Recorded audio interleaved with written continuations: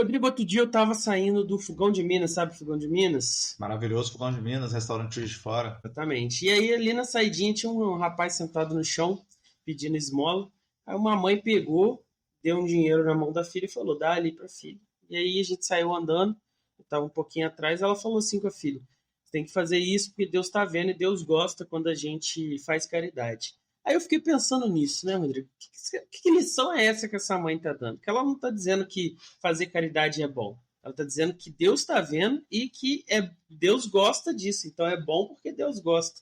Ou seja, se não existe Deus, se Deus não estivesse vendo, se Deus não gostasse, caridade não seria bom, me parece contraproducente. Porque eu acho que caridade é bom independente, não? E outra coisa, né?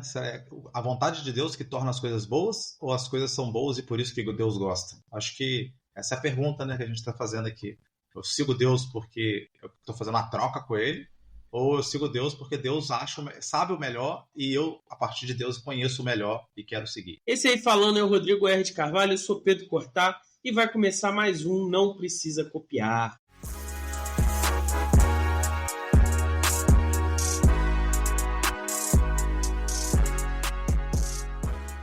Esse programa foi feito com o apoio de Sabiá Registro de Marcas. Se você tem um projeto e quer registrar, salvaguardar a sua marca, você pode procurar eles que eles vão fazer todo o processo para vocês. Onde o pessoal encontra Sabiá, Rodrigo? É só descer na descrição desse episódio, vai estar ali um link para eles direto. E vai estar também um grande presente do Não Precisa Copiar para vocês. O cupom NPC10, que te dá 10% de desconto nesse magnífico serviço, onde você faz absolutamente nada, a não ser dar dinheiro, né?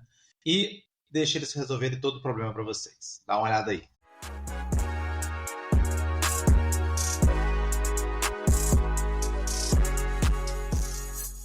A teoria do comando divino é a visão ética de que certo e errado depende do que Deus quer ou do que agrada a Deus. Em outras palavras, uma ação é moralmente proibida quando Deus não aprova ela, moralmente permitida quando Deus é indiferente a ela e moralmente devida quando Deus requer ela de você. Essa ética também às vezes pode ser chamada de voluntarismo teológico ou moralidade de base divina. A ideia de que o certo e o errado dependem de Deus não é apenas uma ideia filosófica. Isso está aí no seio das sociedades, das mais diversas culturas, essa concepção, né, de que, de alguma maneira, o certo e o errado estão amarrados à concepção divina, à ideia divina. E frases como só Deus sabe o que é o certo e o errado, ou se Deus não existe, tudo é permitido, elas corroboram um pouco essa concepção de que, sem a autoridade divina, o fundamento do certo e errado deixaria de existir. Então, ele é o único garantidor de que uma coisa é justa ou injusta, certa ou errada. Então, o ponto é que essa ideia, essa concepção de mundo, ela está muito enraizada nas diferentes culturas e nas formas como essas sociedades se organizam e organizam os seus valores morais. Desde os tempos antigos, esse é um recurso que as pessoas usam ao buscar um fundamento mais absoluto para sua legislação. Então, por exemplo, o Código de Hammurabi foi atribuído ao deus Marduk, as leis mosaicas eram atribuídas diretamente ao deus dos judeus, a Sharia lá no Islã e outros exemplos diversos que existem nos diversos povos. Então, sempre que era necessário um fundamento mais sério, eles recorriam a essa autoridade superior. Mas a gente pode falar até de sociedades mais secularizadas, como hoje em dia, onde até hoje questões como aborto, eutanásia, casamento, são discutidas em parâmetros religiosos. Mas você nem precisa de uma bancada da Bíblia, como acontece no Brasil. Certos princípios constitucionais, por exemplo, eles são fundamentados em ideias religiosas. Então você tem, por exemplo, as pessoas que juram com a mão na Bíblia em alguns países que eles vão cumprir a Constituição. Então você vê que o poder não vem da Constituição em si, mas vem do juramento que a pessoa fez com a mão na Bíblia.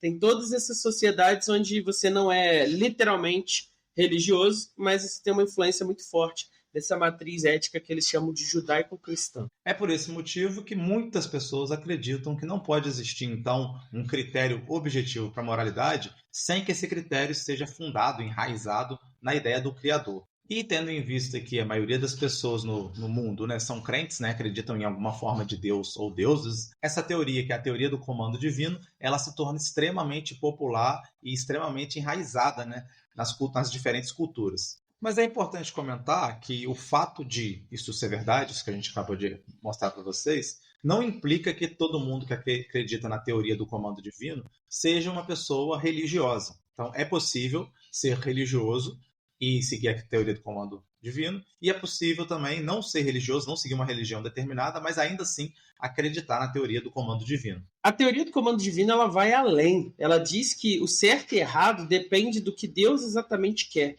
Ter uma religião é sobre você ter uma experiência individual, uma experiência religiosa que te conecta a uma certa tradição religiosa, onde você vai, inspirado por essa tradição, agir e viver de certa forma. É claro que cada pessoa que tem uma religião acredita que a sua é a verdadeira, mas isso quer dizer que essa pessoa teve essa experiência que garantiu a ela essa noção. Já a teoria do comando divino, ela é uma ética. Você tem argumentos a favor, argumentos críticos, e aí você adere a ela ou não. Só que aí, se você aderir a ela, você não está tomando para si uma religião.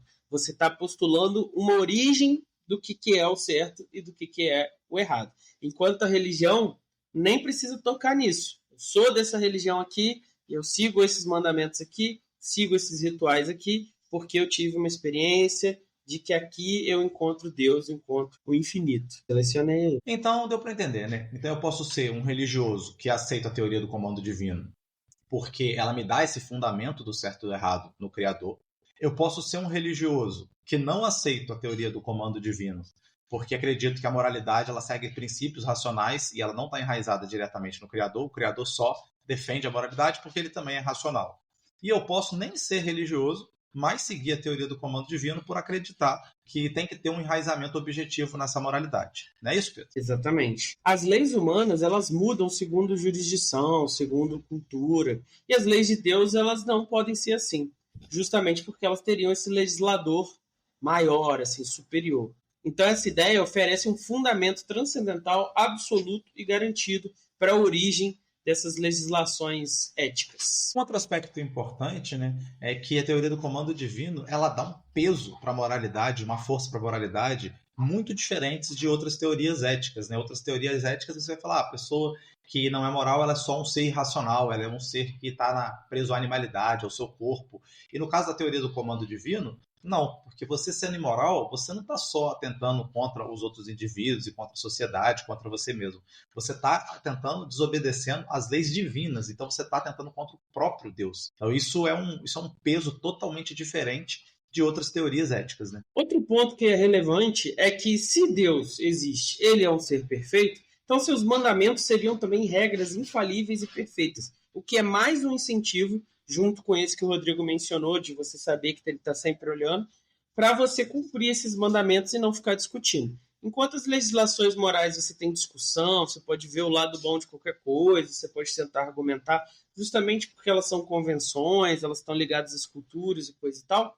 Nesse caso dos mandamentos divinos, você tem um problema maior para discutir se esse mandamento procede ou não procede. Se ele está ali, se ele foi dado por Deus, ele é infalível como Deus também seria. Não é o caso? E esse critério vai servir de maneira universal para você analisar qualquer situação. Então não é mais o seu gosto, não é mais a sua cultura, é esse critério teológico universal. Então vamos dar um conteúdo prático, né, para o que o Pedro falou. Então, situações como escravidão, assassinato ou tortura, elas só são erradas no momento em que os homens colocam isso nas leis, ou elas sempre são erradas? Na teoria do comando divino, o certo e o errado estabelecido por Deus é o mesmo em todo momento histórico da humanidade. Ele é o mesmo, não importa qual cultura, qual sociedade. Então, ele te dá um critério para você criticar e para você combater práticas sociais bizarras. No fim das contas, ele é um tiro de prata nas teorias do construtivismo social ou construtivismo cultural, que vai estabelecer que o certo e o errado para cada sociedade vai depender do que a sociedade compreende como certo e errado.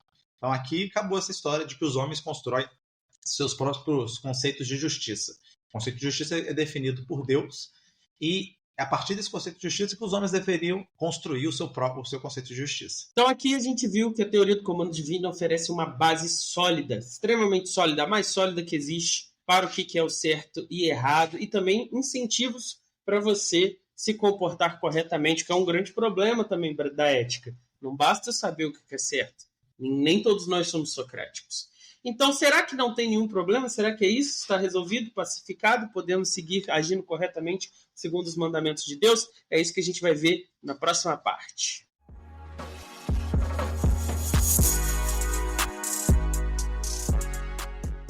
Pedro Cortar, ouvi dizer que você recebeu a visita de um anjo no seu sono hoje. O que o anjo falou para você, Pedro? Ele me disse que era um mandamento divino e que, portanto, eu tinha que cumprir, que era apoiar a causa da filosofia, o ensino e divulgação da filosofia nessa internet, meu Deus. E ele me explicou que eu tenho 3 mandamentos que eu posso cumprir. Então, Deus ainda foi bem flexível. Primeiro mandamento, sempre divulgarás o não precisa copiar. Ou seja, sempre que eu ver um vídeo interessante, um corte interessante, eu vou mandar para alguém que tenha interesse nessa área, nesse tipo de discussão. Essas pessoas estão por aí, não é mesmo? Segundo, apoiar pelo menos com R$5, que não é nada, não vou fazer nada com isso. Esse aí é o apoio menorzinho que tem, 5, ninguém vai... Hoje em dia você não compra nada com R$5, verdade seja dita. E se tiver sobrando, apoiar com R$20, eu não preciso copiar. Para isso, ele falou assim para mim, basta você entrar no link do Catarse que está aí na descrição, larga lá R$20 no seu cartão de crédito. Você não vai nem lembrar. Daqui a 2 anos você vai olhar sua fatura e falar, gente, eu apoio, eu não preciso copiar. Tinha até esquecido disso, entrei aqui para apoiar e vi que ainda apoio já há anos. Então, larga lá 5 pra gente, 20. Mas o diabo, né, Rodrigo? O diabo, que é sorrateiro, ele está sempre tentando imitar a Deus. Se você quiser apoiar ou não precisa copiar diabolicamente, como é que você faz? Diabolicamente é outro Pix? Porra, fiquei até confuso agora. Exatamente. Que é a versão caótica. Caótico. E a gente sabe como é que o diabo é, né? O diabo odeia a ordem divina, regramento, essas coisas. Então, mas o diabo também gosta de muitos filósofos, né, que são bem diabólicos em suas teorias. E ele falou, olha, eu apoio o apoio, né? Acho que faz sentido apoiar, mas não quero que você apoie como Deus quer. Eu quero que você apoie erraticamente, mandando apenas um pix, né? Quando você olhou, escutou um episódio, falou, cara, essa aula aqui foi maneira. Vou mandar um pix de R$5, de R$10, de R$15, de R$60. E aí você pode romper essa ordem divina de regramento, de cartão de crédito bonitinho todo mês. Então é isso aí. O diabo é desse jeito.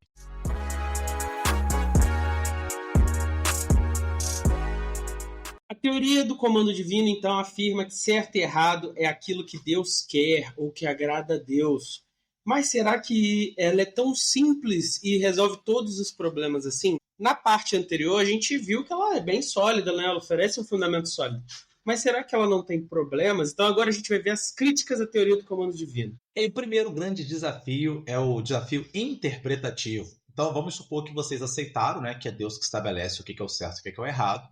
Só que como que eu vou pegar o texto sagrado e vou descobrir se aquilo ali é Deus mesmo dando esse ordenamento, né? Dando essa ordem, dando esse comando divino. Então, o primeiro grande problema é o que Deus, né? Vai ser esse daí o primeiro grande problema da humanidade. Então, já sei que eu tenho que seguir Deus, ele dá o certo e o errado, mas espera aí.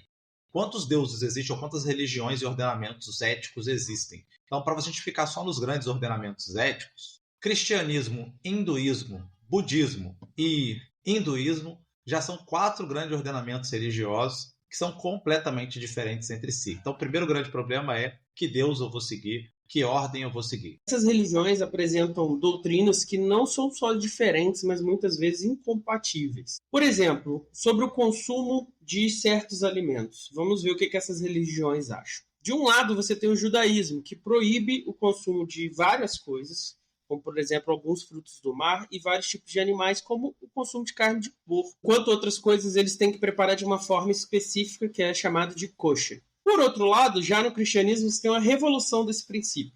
Aqui Jesus afirma que não importa o que você coloca para dentro, importa o que sai do seu coração. Mas ainda assim você tem diversas comunidades, como, por exemplo, os católicos durante a quaresma, que não consomem carne nas sextas-feiras ou fazem jejum. Então, mesmo você tendo essa questão aí de uma regra mais dinâmica, você tem um tratamento diferente dessa tradição específica, enquanto alguns protestantes também vão ter um tratamento diferente sobre o café, sobre o álcool, entendendo que eles são proibidos segundo o cristianismo. Algo que não é o caso, por exemplo, dos ortodoxos católicos e vários outros protestantes. Para continuarmos no tema, né, alimentar, né, o islamismo também vai ter múltiplas restrições alimentares. Então, vocês sabem, não pode comer carne de porco, não pode tomar sangue. Então, o nosso clássico molho pardo não seria nunca uma possibilidade culinária. em meio a um país islâmico. E a mesma carne dos animais permitidos, eles têm que ser abatidos de maneira adequada, né? Então vai ter uma forma específica para você abatê-los, porque senão você deixará aquela carne impura, imprópria para o consumo. Fora o fato de que eles têm lá o mês do Ramadã, né, que é um mês marcado pelo jejum, né, obviamente com motivações Acabou espirituais. agora. Acabou de acabar o Ramadã.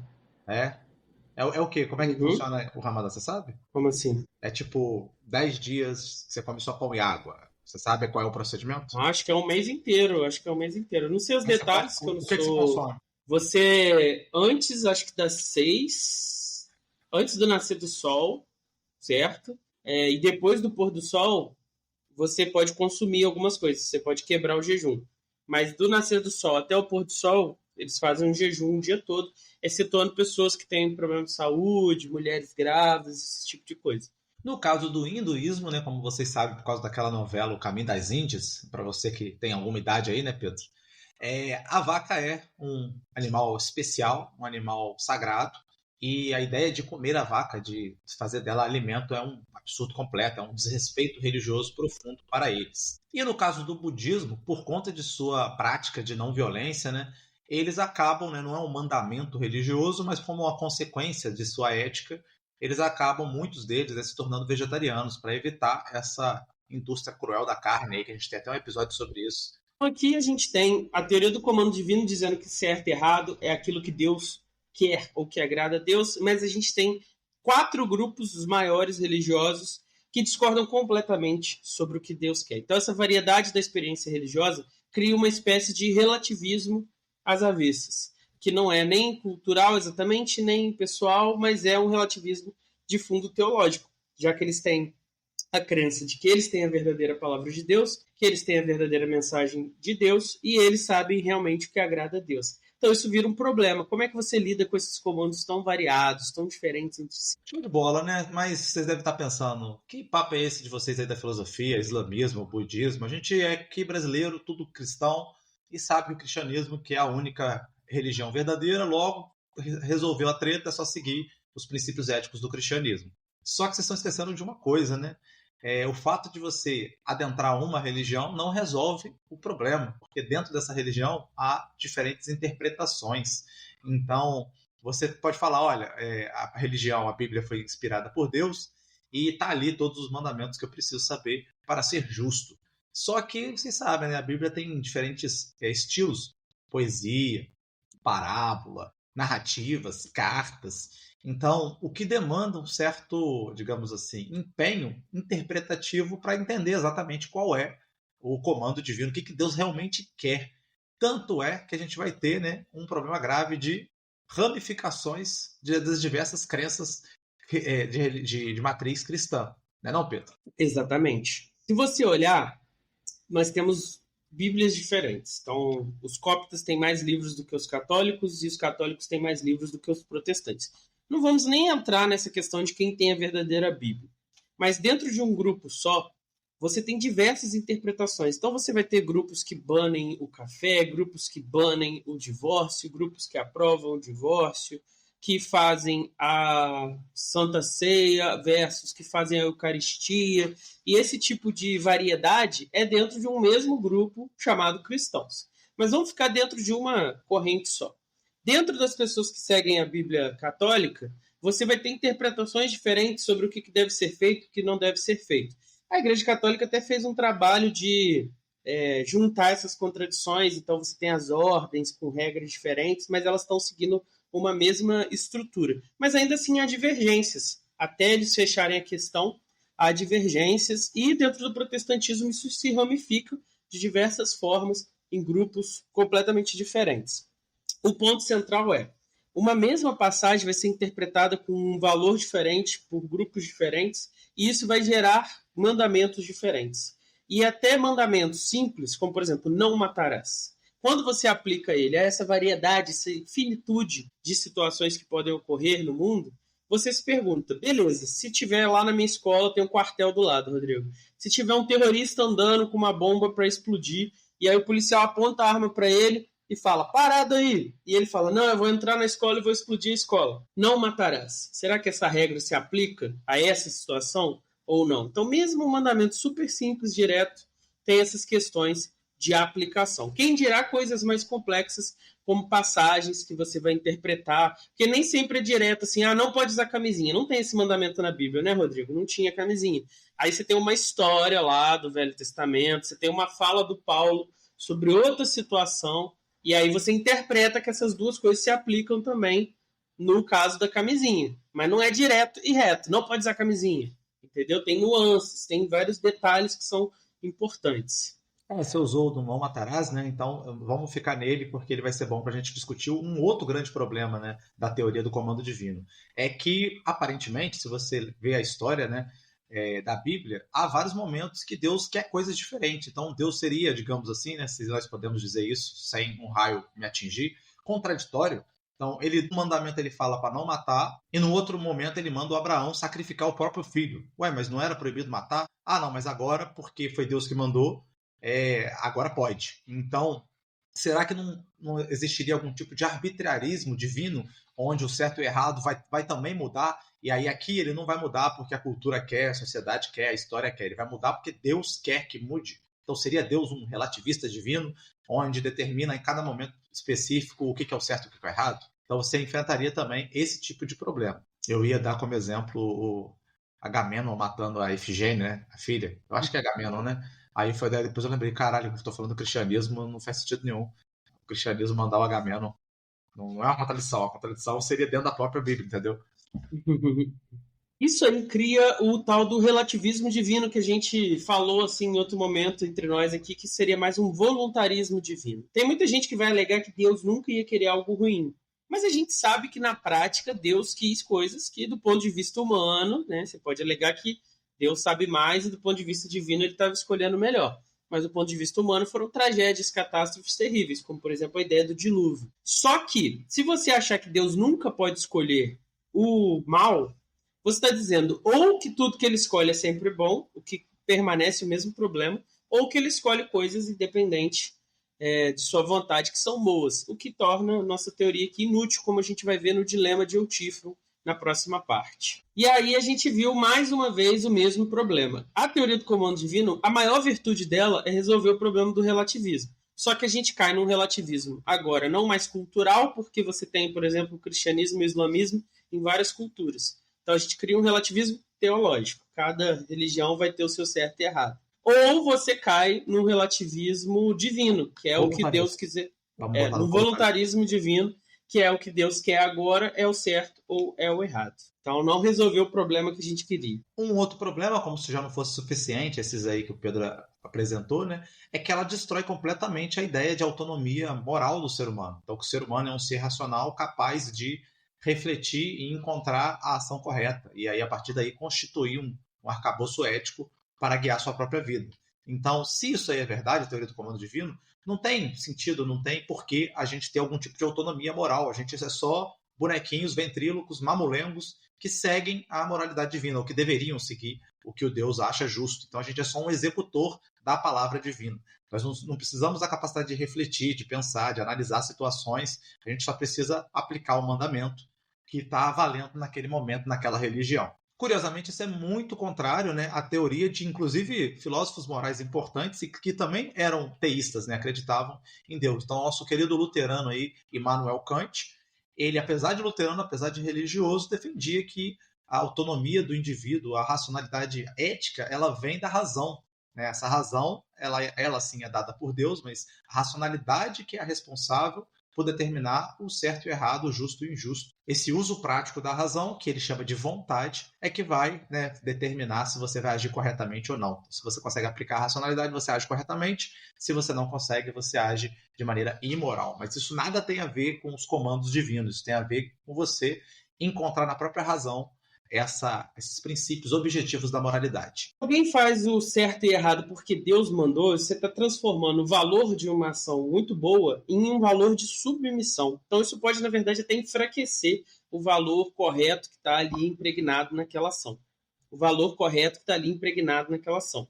E aí, a teoria do comando divino pode transformar a ética de um processo autônomo, de fazer o certo, independente das consequências, independente das circunstâncias, em um sistema de obediência por obediência, o que também seria um problema sério. Mas a maior crítica à teoria do comando divino, como quase todas as grandes críticas, foi feita lá na Antiguidade por Platão. E é isso que a gente vai ver na próxima parte. Comentando nos comentários, Rodrigo R. de Carvalho, nossos queridos espectadores, ouvintes e sei lá mais o que, estão comentando nossos episódios. E a gente tem aqui o comentário do Tiago Garcia, @bijedzaka6239. Não esqueçam de dedicar um episódio a Paul Tillich. E aí ele faz aqui uma explicação sobre mais ou menos o que o Paul Tillich enxerga nessa questão aí de Deus, fazendo uns paralelos com um monte de coisa, Aristóteles, Homero, Israel, Jesus, e dá uma explicação e recomenda um texto que ele mandou aqui, que eu até separei para eu ler, Um Homem Além das Categorias, que é um texto baseado num relato de uma das netas dele, explicando um pouco da visão do Paul Tillich e da sua biografia também. Pô, isso é maneiro porque a gente está usando um livro aqui de filosofia da religião, né, para fazer os episódios de filosofia da religião, e o Paul Tillich não está no livro, né? O livro termina ali no... Deixa eu ver, os teístas termina em Hegel, então teria que ter aí uma continuidade contemporânea, e acho que o Paul Tillich deve ser até uma provocação, né? O homem além das categorias deve ser contra o Kant, né? Aristóteles, essa ideia de ser humano são só categorias, deve ser uma provocação disso. Então vamos dar uma olhada nisso aí, se rola um episódio de Paul Tillich. E junto que ele recomendou Eric Vogelin, esse eu nunca ouvi falar, Paul Tillich eu ouvi falar, vamos ver. Recomendem, né, Rodrigo? A gente estudou, eu sou mais da antiga, o Rodrigo é mais da moderna, romantismo. Então a gente tem um viés e recomendem coisas que a gente vai olhar, vai tentar encarar e vai tentar trazer para vocês. A gente é formado em algumas filosofias, não em todas, né, Rodrigo? Exatamente. Segundo comentário de hoje da Maria Gorete Araújo Dória. Será que ela é parente do Dória, Rodrigo, do PSDB? Espero que não. Ela disse o seguinte: Jesus disse... Pedro, tu és pedra, e sobre essa pedra edificarei minha igreja. E essa igreja é a católica. Isso está na Bíblia. As outras são fundadas por homens que não morreram na cruz para nos salvar. E você que é um herege, Rodrigo, o que você tem a dizer sobre esse comentário? Então, eu não tenho compromisso, né, com nenhuma religião, então eu posso fazer um comentário transversal aqui, né? Então, sim. Problema número 1, tá na Bíblia isso. Não tá na Bíblia, Maria, que essa igreja é católica. Isso aí foi um juízo de valor seu sobre a interpretação, né, Pedro? Pra gente falar do tema que a gente está discutindo aqui. A interpretação do Pedro, você é a pedra que diante da qual a igreja vai surgir. Então, primeiro problema. Tudo bem, a pedra que vai surgir, a igreja. Mas o que é a igreja? A igreja é a instituição, a igreja católica? Porque Jesus não fez igreja, né? Não levantou templo, não criou uma burocracia religiosa. Então, é meio complicado a gente achar que nessa frase você já tem tudo o que é o catolicismo, né? Já embutido. Então, minha questão é possível interpretar a igreja de várias formas. A igreja pode ser simplesmente a ética de Jesus. E nessa medida, eu posso seguir a ética de Jesus e não ser católico, e eu estaria cumprindo os mandamentos ali de Jesus. Então, complicado. Acho complicado essa conclusão fácil desse jeito, de que, olha, tá lá escrito que é Pedro, como Pedro foi fundador da igreja católica, logo nenhuma outra igreja está seguindo os mandamentos de Jesus, porque Jesus disse que tem que seguir Pedro com a sua igreja. Fora que você acha que ninguém cometeu um erro nesse percurso de 2000 anos, né? Que é outra bizarrice, né? Não é uma bizarrice catolicamente falando, porque os católicos acreditam que é infalível esse magistério da igreja. Então, ao interpretar a Bíblia, a igreja católica, seus bispos, eles estão lá tomados pelo Espírito Santo e eles são infalíveis nessa interpretação. Então, assim, se o fundamento, o ponto de partida dela é católico, a interpretação dela está correta, a ideia dela é coerente com o que ela acredita e não é surpreendente que ela ache que nesses anos todos ninguém errou. O meu problema com isso aqui, Maria Gorete, é o seguinte, é o lugar, né? É o tipo o momento. Ali você estava num vídeo de Schleiermacher, que é um teólogo protestante, então sua filosofia da religião tem esse viés, e o objetivo do Schleiermacher não era nem fazer apologia ao protestantismo, porque ele até dá uma valorizada no cristianismo, em Jesus, mas ele coloca assim que todas as religiões têm um aspecto do divino, têm uma compreensão do divino, na medida que todas são fundadas numa experiência do infinito no finito. Então, todas as religiões têm um valor. E aí você lançou esse comentário, que é um comentário da sua matriz religiosa, eu entendo. Apologético. Mas, assim, não tem lugar ali nessa discussão, entendeu? Você pode até argumentar que o Schleiermacher está errado, que nem todas as religiões têm essa centelha divina. Só que o seu argumento, que não é um argumento por si só, mas a sua colocação é uma parte dos pressupostos católicos, entende meu problema? O Schleiermacher está fazendo uma discussão filosófica.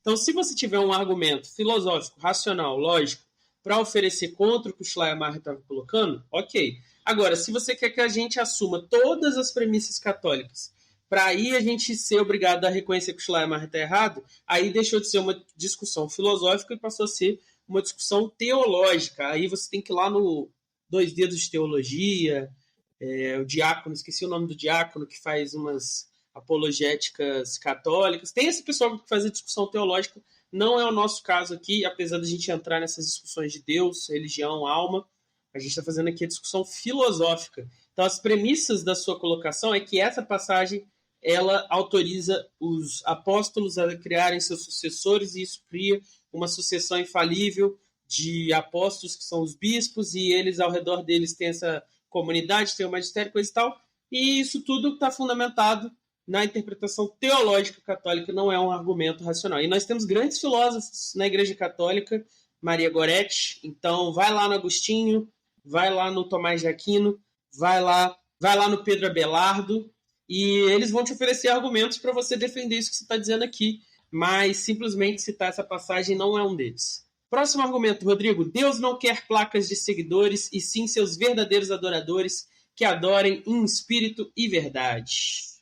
Você falar aí que os seguidores não precisam copiar, não são adoradores de filosofia, é complicado, né? Então tem que ver o que você está chamando de seguidor e adorador. Se você está chamando isso, a pessoa que só repete os mandamentos, a ideia lá do Schleiermacher de a religião morta, como é que é? A religião mortificada, né? Mortificada. Isso. Que é você seguir só a formalidade da religião, sem ter sentimento religioso, sem ter vivência do infinito, sem absolutamente nada de verdadeiro nesse aspecto, estamos juntos, é isso aí mesmo.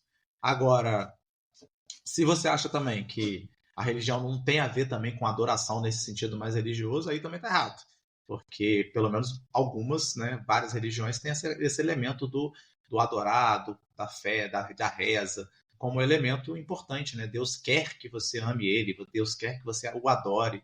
Então, tem esse elemento também. Eu acho que ele foi bem schleiermacheriano nesse comentário, né? E deixou essa questão aí da fé viva. E o André Osvaldo mandou um amém para o Não Precisa Copiar. Amém, então, André Osvaldo. Por fim, não mais falando do episódio de Filosofia da Religião, nosso ouvinte e apoiadora Master Plus, que acho que é a apoiadora que apoia mais alto, Isabela Barros Rocha, deixou um longuíssimo comentário, Rodrigo, de 5 minutos, que nós não vamos reproduzir aqui, mas você já ouviu, e aí comente o comentário de Isabela, ela rasgou uma seda, elogiou, e fez uma reclamação seríssima, que o podcast não tem final, que a gente está cortando abruptamente, e ela tá lá, de repente, sim, meu fone descarregou, meu celular pausou sem querer, o que está acontecendo? Ela perguntou se foi uma estratégia de marketing, né? Que a gente deixou a pessoa desorientada com o fim do episódio, mas não foi uma estratégia de marketing. A gente que é louco mesmo. Então, a partir de agora, terá despedida nos episódios por conta de Isabela Barros Rocha. Terá também, Isabela Barros Rocha comentou que gostou muito da ideia da gente contar uma historinha no começo de cada episódio. E aí teve historinha nesse episódio aqui também, então a gente vai tentar dar uma articulada entre historinha e não ficar tão preso num autor, né? Tentar trazer um debate, mas um tema que 2, 3 autores estão debatendo. Ela achou que essa dinâmica ficou menos instrução, né? Menos aulão e mais culturalmente, assim, uma discussão cultural. Então, o que mais que eu lembro? Peraí. Ela elogiou também que a gente está mais dinâmico na nossa exposição, que a gente no começo era mais trato, né? Era mais o ficar preso ao roteiro, né? Agora a gente deixa o negócio ficar mais solto. Então isso aí a gente conseguiu realmente realizar isso. E esses foram os comentários desse episódio. Deixe seu comentário. Esse aí é o alimento da alma. O dinheiro que pessoas como a Isabela mandam é ótimo. para ajudar a gente a melhorar os equipamentos, manter nosso podcast, nosso site e tudo mais. Mas os comentários são os alimentos da alma, são eles que mantêm a gente cheio de energia, cheio de gás para fazer isso daqui.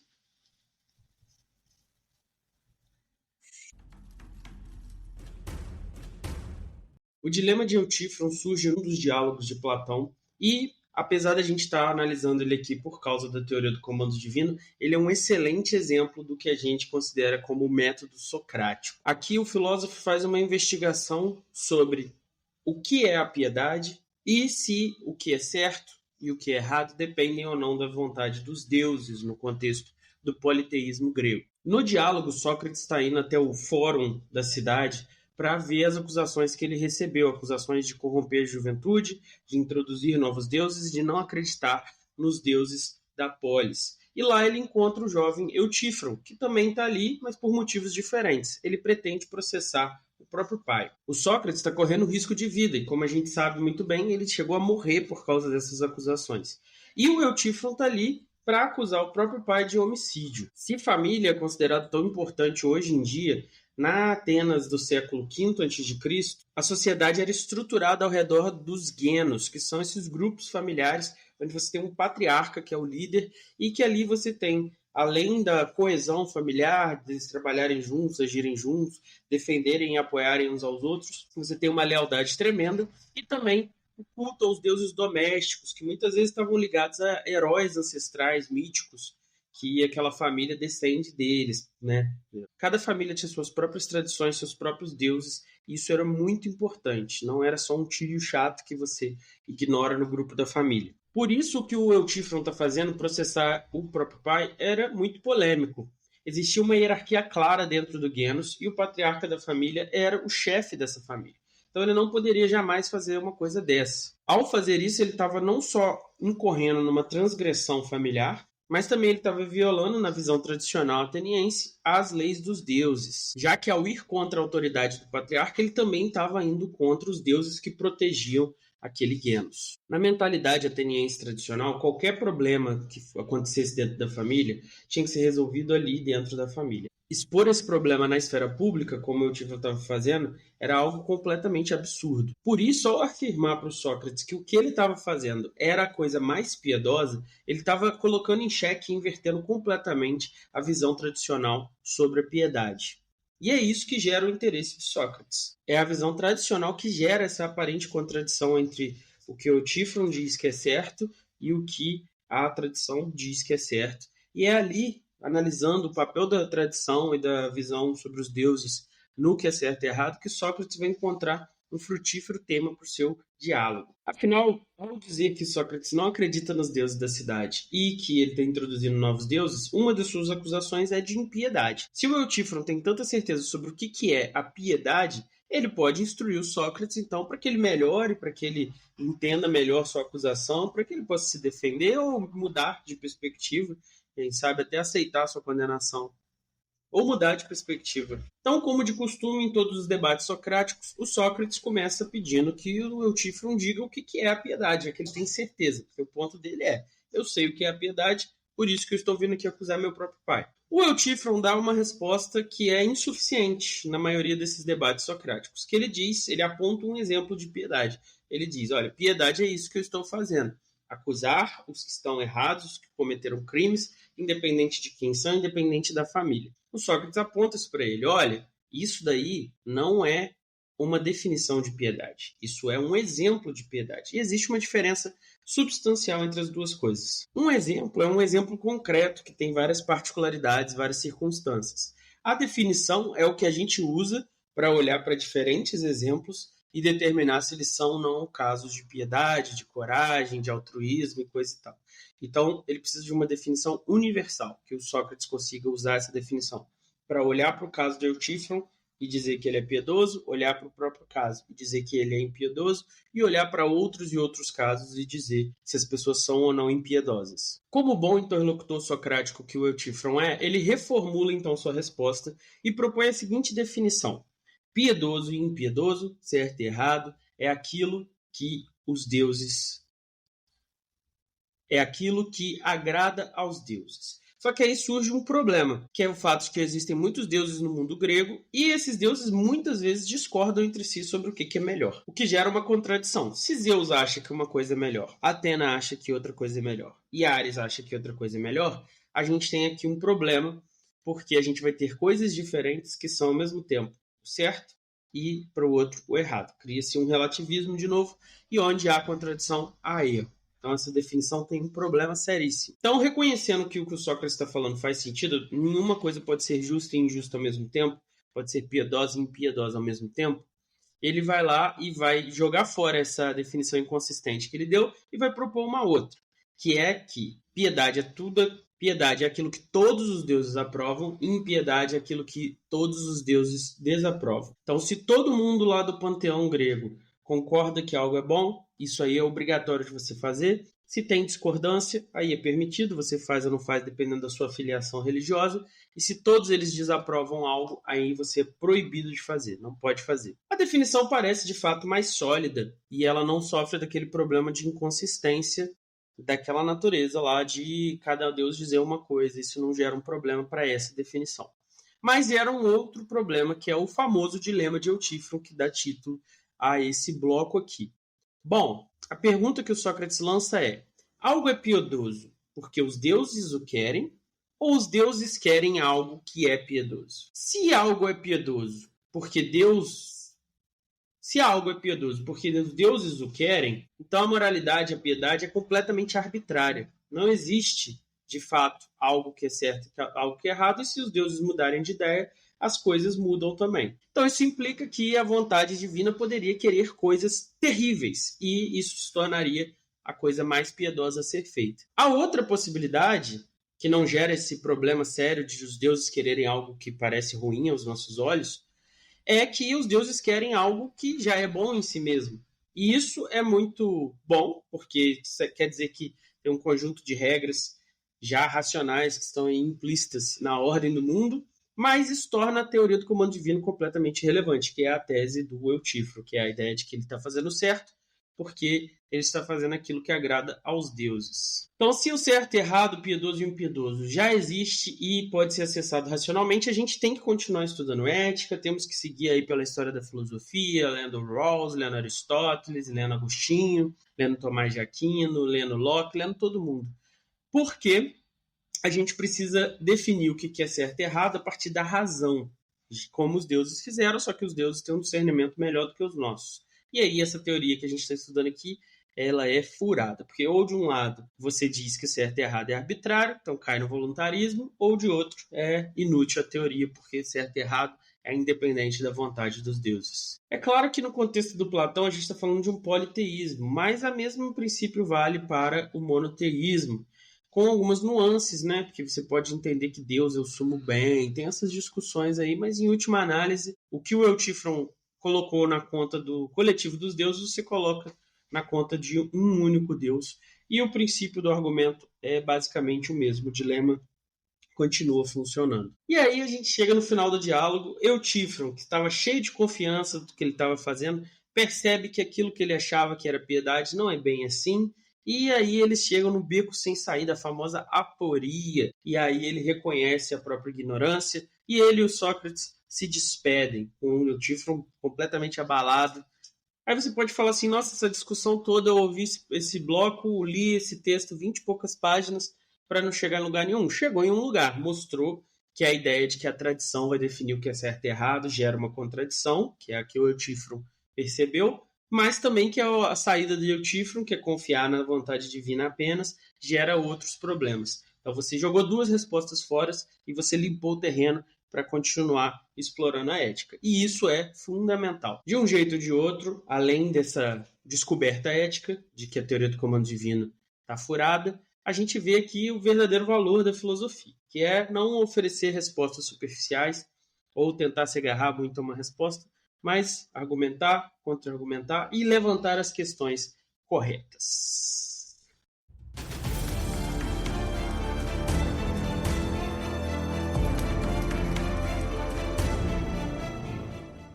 Indicações, Rodrigo, vou começar indicando o próprio Eutífron, 22 páginas do PDF, uma leitura tranquila. Se você quer se aprofundando em filosofia, comece a ler os diálogos de Platão. Você pode não pegar todos os detalhes dialéticos, mas você vai já se aventurar por grandes discussões, grandes argumentos e contra-respostas. É muito bom. Livrinho para vocês conhecerem, né? A Abolição do Homem, apesar de eu não ser aí um católico, né? Lewis era um católico. E o Lewis... Não. Lewis era protestante. É? Certeza absoluta? O Tolkien, que era católico, eles tinham uma briga danada. Essa primeiro, era a treta. Eu confundi a treta. Que primeiro o Lewis era ateu, né? Aí o Tolkien convenceu ele, e aí depois... Ele só para bater o pé ficou protestante, não católico. Exatamente. Fantástico, muito bom. Eu achei que aquele negócio do leão era Deus católico. Não, é Jesus. Mas é Deus Jesus protestante. Entendi. Vamos voltar então. Um livrinho então para indicar para vocês. Um livrinho não, mais um. Um livrinho de literatura então para indicar para vocês. C.S. Lewis, A Abolição do Homem. Nesse livro ele vai discutir essa, digamos assim, a destruição da cultura do nosso tempo, um relativismo cultural, relativismo moral, relativismo da verdade. Então, ele vai odiar tudo que não precisa copiar, odeia da nossa sociedade, toda a perversão, e vai trazer uma visão religiosa para regenerar aí os valores da sociedade e os valores desse ser humano. Outra recomendação é o filme Silêncio, do Scorsese, que é um filme que eu nunca tinha ouvido falar. Eu vi ele no trailer assim, caraca, o Scorsese fez esse filme. É um filme sobre os cristãos no Japão, a perseguição que eles sofreram quando o Japão decidiu se tornar mais isolacionista e tal. Aí os missionários eram perseguidos, os fiéis eram perseguidos. Filme sensacional, recomendadíssimo. Vocês podem ler também aquela peça magnífica, Antígona, do Sófocles, que vai estabelecer um pouco essa dinâmica, esse conflito entre lei dos homens e lei divina. Então, o irmão dela faleceu, ela deveria enterrar o irmão do ponto de vista religioso, mas do ponto de vista das leis dos homens, por algum motivo ela não pode. E aí vocês vão ver lá o que vai fazer Antígona diante deste dilema. Outra indicação é os irmãos Karamazov, que a gente ouviu muito falar lá nas aulinhas do Paulo Afonso, né, Rodrigo? Sensacional, que ele dava spoiler de todos os livros do Dostoiévski, mas deixava a gente completamente provocado a ler. E esse é o livro que tem a famosa noção, né? Se Deus não existe, tudo é permitido. E aí você pode explorar essa questão nas páginas do autor russo. E por último aqui, uma pintura, né, Pedro? A pintura O Sacrifício de Isaac, de Caravaggio. Fala aí por que a gente está indicando isso, que eu não faço a menor ideia. O exemplo que a gente usou, a pintura é belíssima, e esse é o exemplo que a gente usou aí de Abraão sacrificando o próprio filho, representa esse momento e representa de uma maneira extraordinária. E nós somos aqui estetas, né, Rodrigo? Também estou assistindo Ruptura, Rodrigo. Falei para você ver, porque tem várias discussões filosóficas aí que a gente podia estar rasgando o verbo que não precisa copiar. Você vai ver ou não vai ver? Vou ver. Tá baixado aqui já. Tá baixado? Não. Paguei, né? Pagou a Apple TV.